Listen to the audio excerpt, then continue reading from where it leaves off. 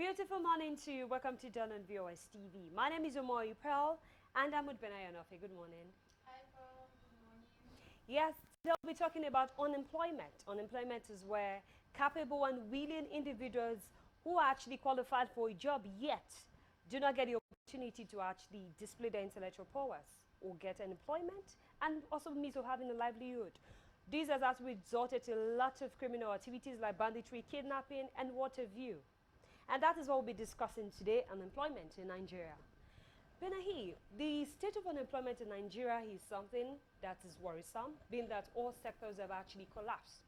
And with these having, due to this cause of unemployment, a lot of things, a lot of vices the youth has, majority of the youth are actually at the receiving end of, or most of the things that happen in Nigeria anyways, have actually gone into a lot of criminal activities such as banditry, kidnapping, insurgency, terrorism, and what have you. So what is your take on unemployment, basically? First of all, I think the issue of bandits all over the place terrorizing Nigerians, I'm not sure it's because of unemployment. What is one of the causes? They are bandits. They are sponsored. They have religious interest or religious beliefs about selling things, or it could be just political. It could just be they want to just wreak havoc. But we say kidnapping, yes. Then Suicide bombing too. yes, suicide bombings and all have you. You see, this issue of unemployment, yes, every country or most West African countries or African countries and some other Western countries have issues of unemployment. I will not say it's a big deal. Yes. But when such issue is alarming, in to be specific, in Nigeria, you see, like you said, a lot of sectors in Nigeria, they are failing. Yeah, they've broken down. They've broken down, and of course, unemployment is raging. We have youth, in fact, ASUs or strike students are at home. The 51 days counting. 51 days counting. The persons that even graduates are yet to even see jobs, or if they should see a job. Imagine going to a federal university whereby you pay over 40-something thousand for school fees and everything, and when you come out as a graduate, they're offering you a job of 25,000 naira, 30,000 naira in a month. Can you, Pearl? Can you survive? Can you live on 30,000 naira in a month? It determines your, I'll say, your environment and how you manage. With At transportation. With transportation, yes. That's what I'm saying, the environment and how the work is with the job description. Because sometimes you can do a job where it's not so far from your house. Yeah. You understand? You just have to take one or few blocks treks over there. Or even if you have to even enter transportation, maybe it's just a one-way bus, a one-way taxi, or a one-way keke napep, whichever way that you go. I would say boldly say you can't really leave. Yeah, you can't really leave, but you just have to manage that. I'm not actually saying, but that is what you are left with. Exactly. That is what you're but left does not with. mean it's what an average Nigerian deserves. At all. Because you have different causes of unemployment. In the cases of Nigerians right now, they are willing to work. Exactly. Do you understand? They are willing to work. They are capable. They are capable. The space is not there. The space is not there. Imagine you are saying, okay, 30,000 naira, my take-home salary, no problem. Right now, there is this hike in food prices. Do you understand? It goes up every day. Everything. So you can't expect, in fact, saying you want to buy bread, maybe it's 400 naira today. You go there in the next hour or 2 days and it's like 600 naira. And my salary is still 30,000 naira. In the next 2 months, it will still be 30,000 naira. One way or the other, unemployment. It's not because they are not working, but they are still unemployed because they are underpaid. Part of the cost, because you can't say that graduates in this present economy ought to earn meager amounts. You get? So unemployment right now is something that has become one of Nigerians' mantra. Insecurity is more like a mantra right now. Unemployment has always been a mantra because we always talked about the problems, and yet we're not really seeing solutions to these problems. You know, when we were coming up then, I used to, the way life was actually programmed was you go to school, you graduate, then there's this mandatory NYSC, National Youth Service Corps, you have to go for it. Then it was, I think then it was 18.9, I'll be 18.5 or so, something like that. Yeah. So you just do that, and you get paid by the government, then wherever you're serving, they give you little incentives, not really necessary. Most local governments do not Sometimes they don't even do sometimes that. they don't, but those days they used to do it. Then it was, if you have 500 naira, if it's 500 naira allocated to you by the local government or the state, you know, just put everything together, you still be able to manage. Then after that, you know, okay, if you do so well, the company might actually retain you, or having that work experience can actually boost your CV or your resume, and you go higher. There's always job for everybody. Yes. But now people don't even want to serve anymore. They don't even want to go for youth service. Talk more of, okay, now I look for a job. So a lot of persons now see it as, there is nothing for me out there. That's the way it is. And so many persons have actually given up on education. It's also part of it, because some persons feel like, why should I stress myself to get a first class or a 2-1, which is major the job requirement, degree requirement for some certain jobs, and I get there and they still do not take me. Nepotism and favoritism plays a major role. Is it that the girl, there was the skit I actually watched online, a lady was looking, she was qualified, the other was having a better body build, and the one with the better body build got the job, and she had the 3rd class. The one with the 1st class, they said, even me that is the manager, I have 2-2, which is 2nd class lower division, so I can't even employ you, I will go for her because she has the 3rd class. But no, all of this was because of a body build. That's on a lighter note. But the truth is, a lot of persons do not really get jobs they are qualified for. Yes. And like you said, underpaid, it is what is available. Sometimes the person that owns the business might not be making a lot of profit from it and still want to try to keep the stuff running, and also like, okay, let me not just be like, I close this place up. Not that it's really going to affect me that much, even if it's going to affect me, but let me just see as if I'm also helping someone's life too. So what I basically think is, everything about employment is you being working ahead of it. Because the way it is in Nigeria now, all the sectors are all filled up. Okay. The ones with the gray hair dyeing it up to stay back on seat. Thing is, I'm sure Nigerians right now are not even looking for a job in this.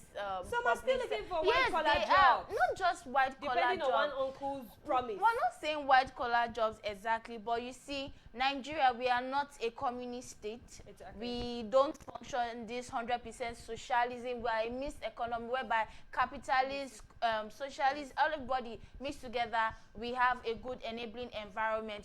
But one way or the other, if the economy is having glitches, making entrepreneurs, making private industries not thrive, they want to leave, hereby giving more room for graduates or persons that are working to be unemployed. Imagine we have different giant sectors that want to invest in Nigeria because of insecurity, because of some political bias and what have you, ethnic rivalry, and like, you know what, Nigeria, we really love it. In fact, you guys are so industrious and you've helped what have you, but we have to take this to another country. That's a loss for ourselves. But if the government fails to realize that we are losing so much day by day, we are giving more room for graduates to sit down at home, to become fraudsters, to laze about. In fact, you see unwanted pregnancies, to become terrorists, to be useless to themselves and their parents. Because parents right now, I don't want to say they are tolerating the excesses of their children, because the children are frustrated and parents have to bear this frustration because they are at home. Do you understand? Yes. And see some graduates, you say, for 5 years, I've not gotten any job. It's not like they are not doing 1 or 2 things to keep body and soul together. Some are not. Yeah? I'll cut in here. I was in school way back then, during my first degree. I come across a young guy. It was during one of the holidays, and I was learning a skill. So this guy always passed, and I was like, okay, we got to talk, guys. Oh, I'm a graduate, public administration, first class, and I was like, okay, that's cool, that's good. What are you doing at nothing? So I was like, why don't you learn a skill? Hold me. So pride actually plays a role in this. Pride, or some persons, you understand, so persons are actually depending on the field because they have this particular degree, they have this particular qualification, this is what is meant for them. And two, learning a skill is not so easy. Now those days I would say, just take the girl to the tailor shop. Madam, my daughter wants to learn this skill.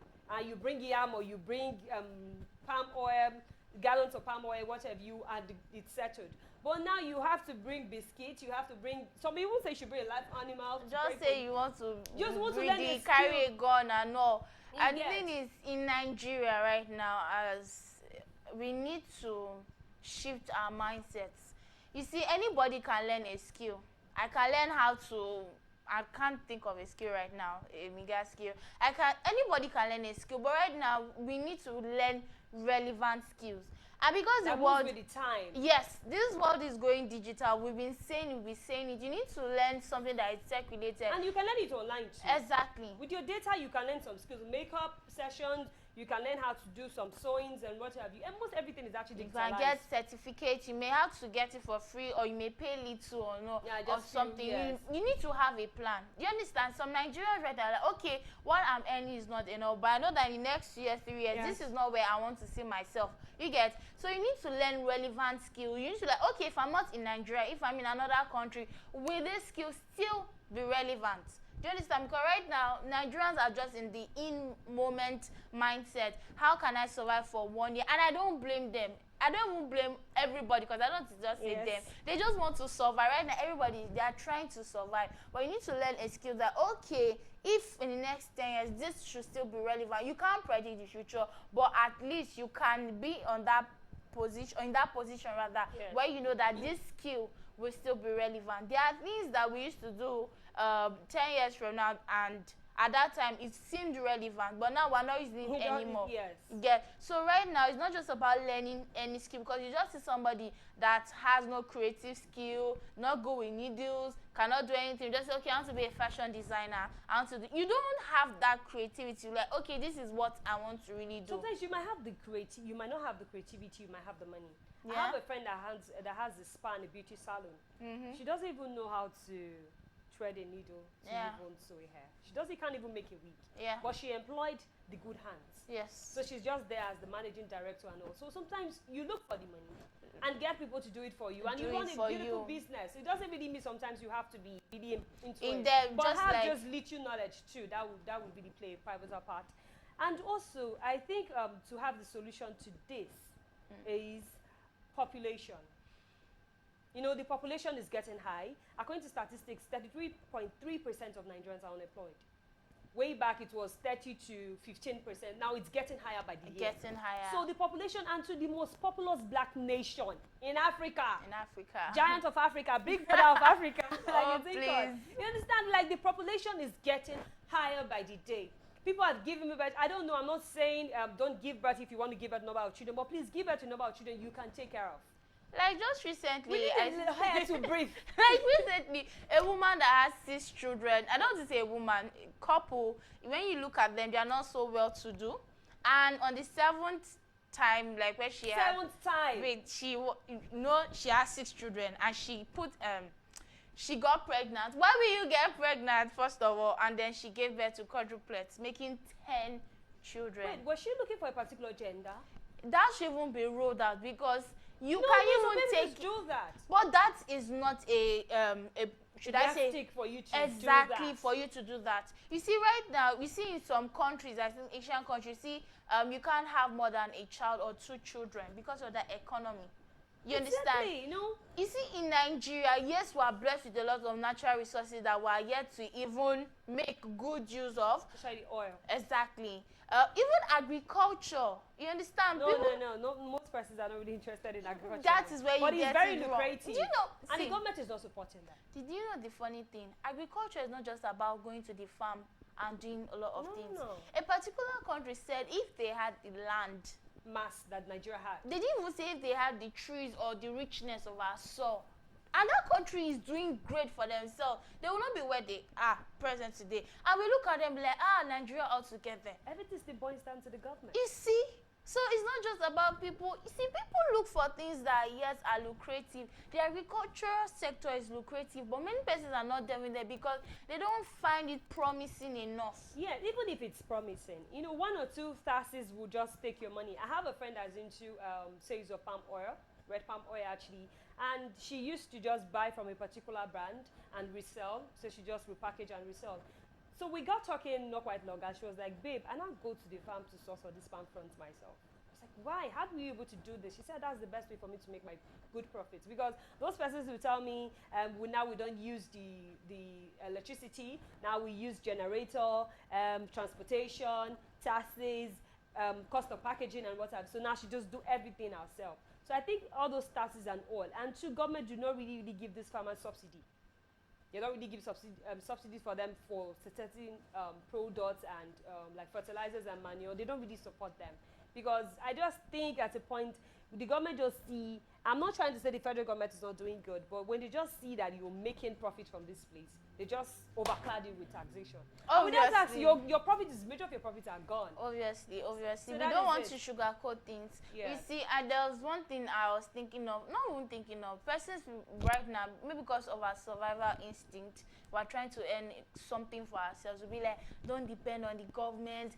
If the government does not want to help you, that is true. You don't depend on God. I'm not sure Nigerians are even depending on the government. Some persons are still waiting, especially those waiting for the white collar. You know why I say we don't really depend on the government? Because right now, you see, they'll say right now there's a hike in fuel, hike in price. Why are people not talking?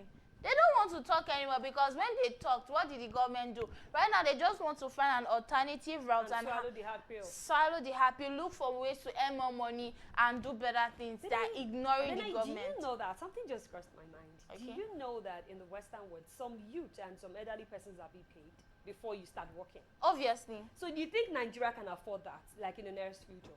I don't want to even say about the nearest future, because the problems we have now, the present now is tackle it. Let's not dream too far, because Nigeria, or as a country, can't stomach that idea. They can't do that. Do you understand? Because let's just tackle this issue, because if you want us to dream, yes, we can dream big, but if you don't tackle what we have right now, possible? If the economy is properly organized. Yes, if it's properly organized, imagine you are paying youth corpus 30,000 naira every month. I heard of increasing it to 50,000. Let them increase, but the economy should not go down again, whereby the value of 30,000 naira will now be the value of 50,000 naira, because that's what we have. The value of 90,000 naira years back is what we have as 30 or 40 or 50,000 naira right now. So it's not just about the money, it's about the value of our currency. You get? So these things we're talking about, the economy, if you can hold this strong, if you can sort out the issues we have, don't come to the press and be like,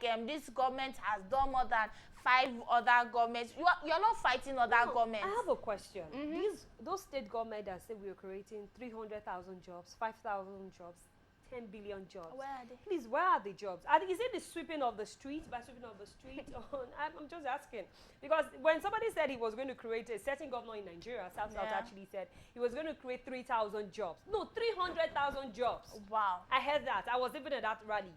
And I suddenly, when he was sworn in, a few months later, I started seeing some youth and elderly people sweeping the streets early hours of the morning. Is that the job?